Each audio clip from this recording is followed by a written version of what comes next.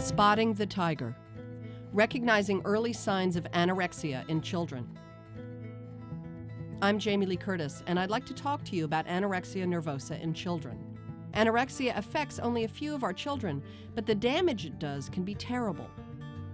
A key to successful treatment is early identification, and while this is true of most diseases, childhood anorexia poses some special challenges. One of the most powerful symptoms of anorexia can be a complete and impenetrable denial by the child that there's anything wrong. So strong is the child's denial that parents, always wanting to believe their children, fall under anorexia's spell as well. Pediatricians, with contact often limited to a short clinic visit, rely heavily on the child and parent's ability to give an accurate history. Without an accurate history, anorexia deprives the pediatrician of the necessary tools to diagnose the disease. To make matters more difficult, our own values as a society keenly focused on appearance, unwittingly play into the child's distorted perceptions of their health and body. But it's not hopeless. If we can catch anorexia early, we can halt its progress, reverse its symptoms, and bring the child into remission. Recognizing anorexia early is like trying to spot a tiger in the jungle. Trackers will tell you they never see the tiger, only the evidence of where it's been. If you actually see the tiger, you are already in danger.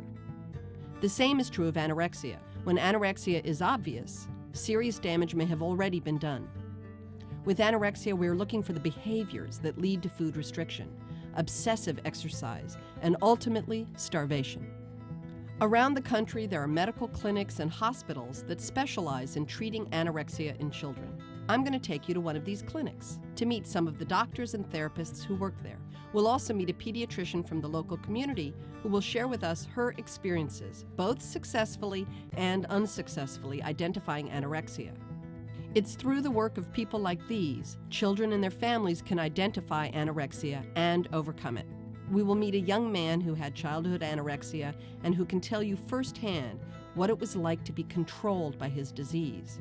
And we will meet two parents who are currently working with a multidisciplinary team to help their child recover from anorexia. Here are 3 typical stories about the progression of anorexia in children. 10-year-old Karina's mother considered going on a diet.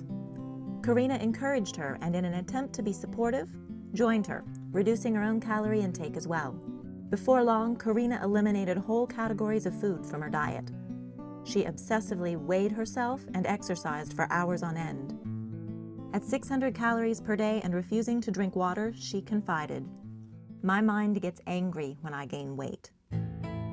Nicholas wanted to be an athlete just like his father, but knee pain and injuries cut short his attempts. His drive to be an athlete was replaced by an obsession with his weight. Nicholas's pediatrician dismissed his parents' fear over their son's 20-pound weight loss, warning only that if he lost another 20 pounds should they be concerned.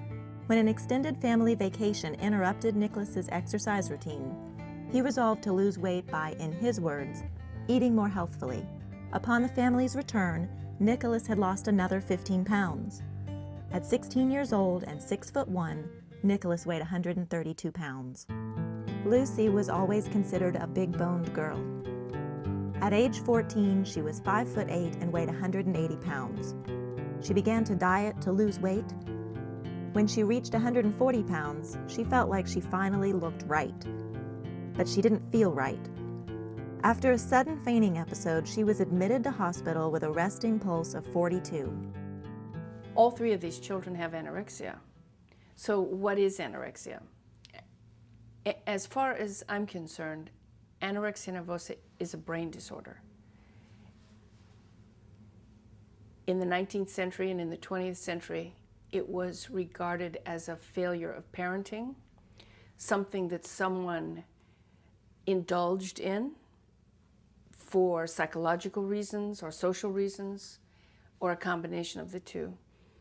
But our work with children has really taken us further and further away from what we regard as out-of-date 19th century, early 20th century hypotheses, more towards an understanding of how the brain itself works and how it functions and how it can malfunction.